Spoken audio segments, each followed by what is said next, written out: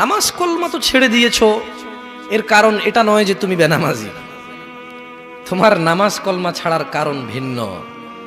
তুমি মনে করো আর কি তোমার মন চায় না, তুমি পারো না, তাই তুমি নামাজ পড়ো না। আসলে তোমার তাওহীদের সমস্যা। কোথায় সমস্যা?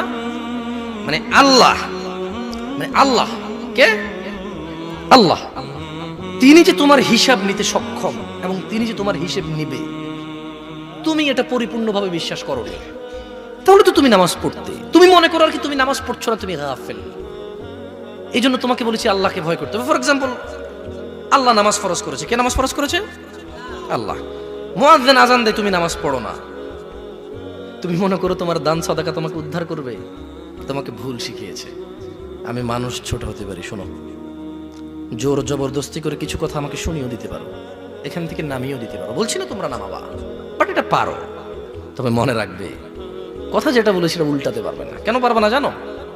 কারণ এই কথা উল্টানোর জন্য তোমাকে কথা থাকতে হবে। মনে রাখবে, তোমার দান সাদাকা হিসেবই হবে না। তুমি কি মনে করো হিন্দু লোককে আল্লাহ প্রশ্ন করবে কিয়ামতে, এ হিন্দু, এতগুলা বুতকে পূজা করছিস, ঠিক আছে বল নামাজ কেন পড়িসনি? ও তো মুশরিক। বুঝুনি মনে হয়? এটা স্কুল, এখানে আমি পড়ি না, আমার কি পরীক্ষা হবে? বুঝে দিতে পারিনি মনে হয়।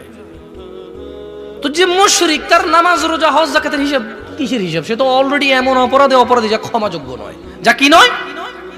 ক্ষমাযোগ্য নয়।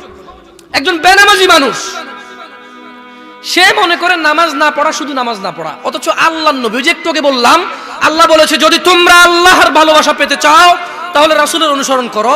রাসূল বলছে যে নিশ্চয়ই কাফের এবং মুশরিকের মধ্যে আর আমাদের মধ্যে পার্থক্য হচ্ছে নামাজ। তুমি মনে করো নামাজ না পড়া। ওই যে তুমি খুঁজে পাও না মুসলমান কিভাবে শিরিক করে, এই যে নামাজ না ছাড়লে শিরিক হয়। দেখো, আমি অনুবাদক, এখানে যারা বুখারী পড়ায়, মুসলিম পড়ায়, তিরমিজি পড়ায়, হাদিস তারা পেয়েছে না। হানাফি, শাফি, মালিকি, হাম্বলি, তিরমিজি, আবু দাউদ নাম দিয়ে তুমি পরিবর্তন করে গোপন করতে পারো, কিন্তু আছে। ফয়সালা তো আল্লাহ করবে যে এইভাবে হয় নাকি সিস্টেম, ইসলামকে বিভক্ত করা এবং কিয়ামত দিবসে রাসূলের অনুসরণের বাইরে কোনো অনুসরণের হিসাব নেওয়া হবে কিনা, সেটা তো আল্লাহ ফয়সালা করবে।